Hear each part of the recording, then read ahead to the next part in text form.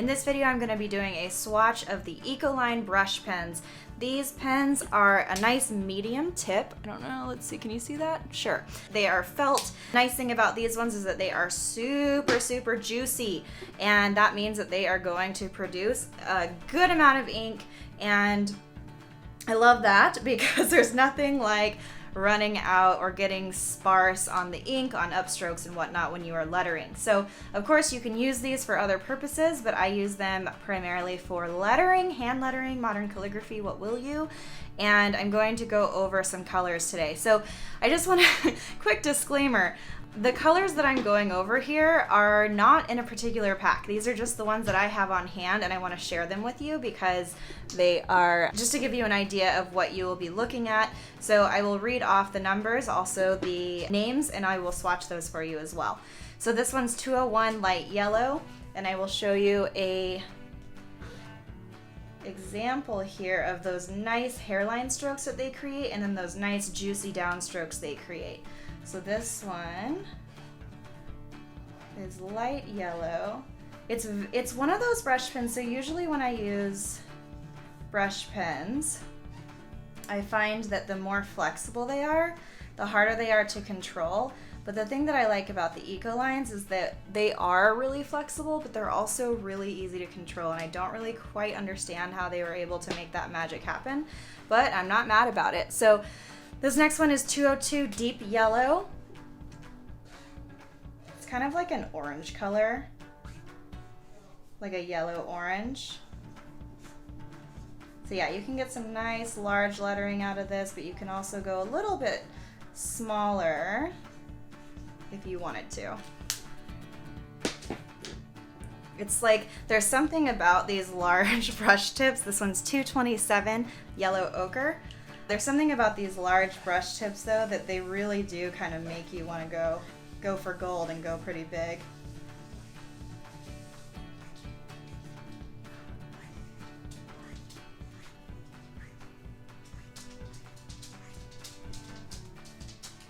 And then this next one is 407 deep ochre.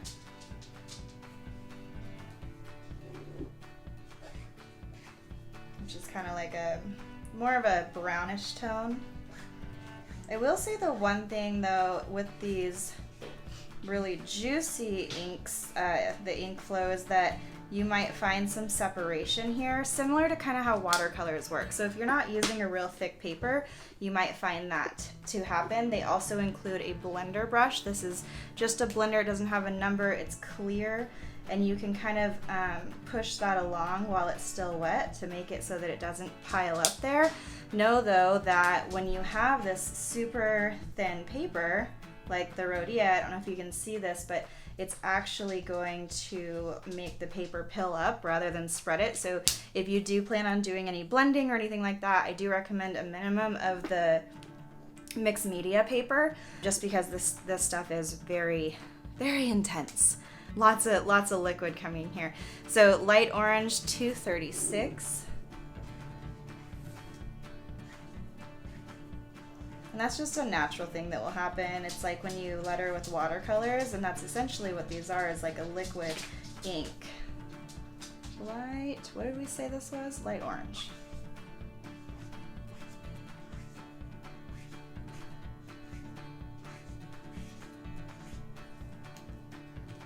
And I will share all of these swatches at the end too, so that you have a nice visual of all of the colors together. This one is 311 vermilion. This is going to be like the very first time that I swatched this color without spelling it wrong. I didn't realize that I was for the longest time. I was putting 2 L's. Turns out that's not right.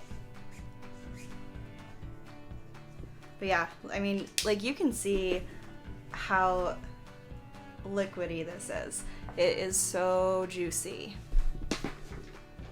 This one is Burnt Sienna 411.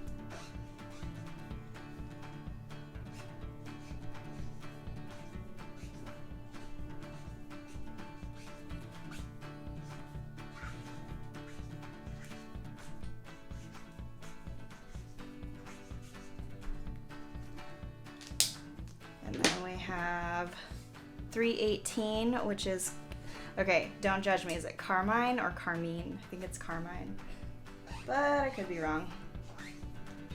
When do we ever say some of this stuff out loud, you know?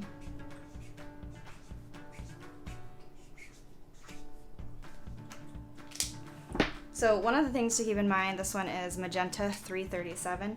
One of the things to keep in mind is when we are able to do these large pieces, it's easier to keep going with that pressure to get it nice and large, but the problem is we often forget to really lift up on our upstrokes, which is why like some of these are wider and then some of these are thinner. So just be mindful of that the entire time, and it will keep you able to get those nice thin upstrokes. So this is Blue Violet for 548.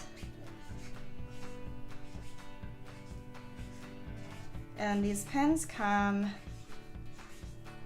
in sets of like, you can get them in sets of like 10 or I think 15, and then upwards. Like they have a lot of different options to keep things economical, which I think is one of the reasons that I have so many random colors, because I probably got a couple of those sets. Somehow I didn't end up with any of the same colors. I don't know how that happened. This one's Ultramarine Violet 507. This will not fit on one line.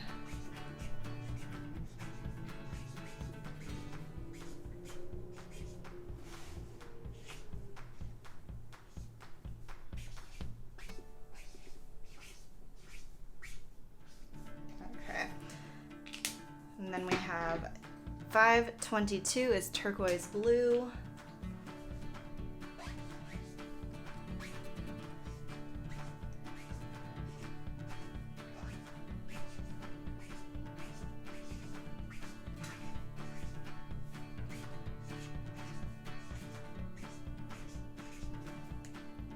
And then we've got Sky Blue 578.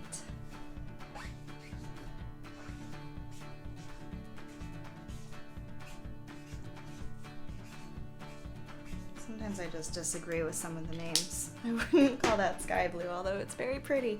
Prussian Blue.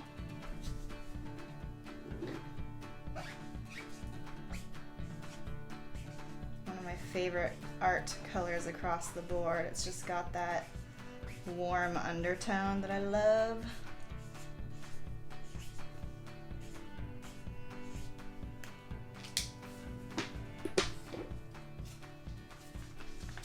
And then, I think I did mention it, but I'm using Rhodia paper, which is, it just looks like this. It's great for practice paper, doing swatches or something like that, so you're not ruining your good paper. This is Chartreuse 233, a favorite of mine on any form. This one is a little more yellow, but still just as wonderful. How do you spell Chartreuse? See, that's another one that I always add 2 S's to, but it doesn't have 2 S's. And then we have Light Green 601.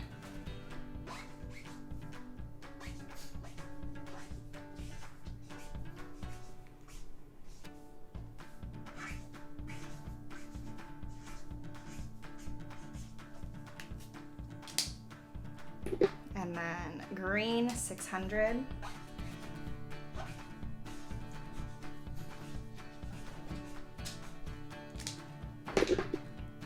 Forest Green 656.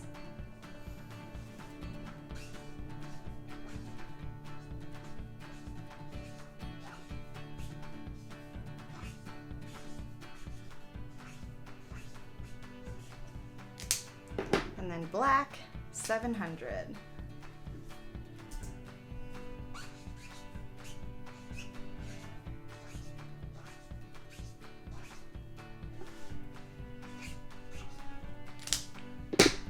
Okay, so